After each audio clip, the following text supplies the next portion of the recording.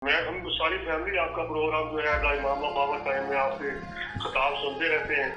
और वो बच्चा अभी पूछ रहा था कि बाबा सैयद साहब से ये पूछे कि 7 साल की उम्र के बाद नमाज वाजिब होती है, तो जो नुसरत ईमान है ये कब वाजिब होती है, किस उम्र में, और इसमें कौन कौन से लोग शामिल होते हैं, ख़वातीन भी शामिल हो सकती हैं, बच्चे भी शामिल हो। बहुत अच्छा सवाल आपने शेखोपुरा से कॉल कर रहे थे आप। लफ्ज़ नुसरत बोला है। नुसरत का लफ्ज़ अपने अंदर एक बहुत बड़ा समंदर रखता है।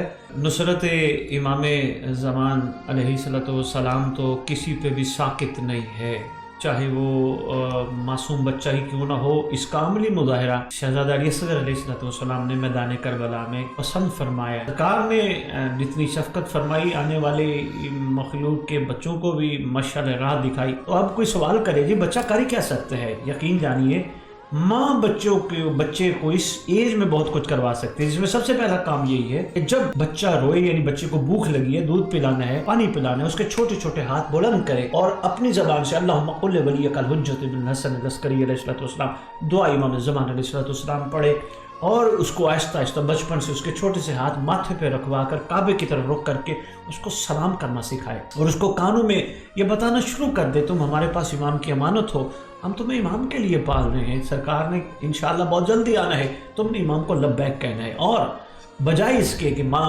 उसको इधर उधर की बातें उसके साथ करे, तो बेहतरीन यही है कि माँ बच्चे को नुसरत इमाम ज़मान अलैहिस्सलाम के हवाले से मोजज़ात आले मोहम्मद सुनाए, मुलाकात इमाम ज़मान अलैहिस्सलाम के वाक़यात सुनाए।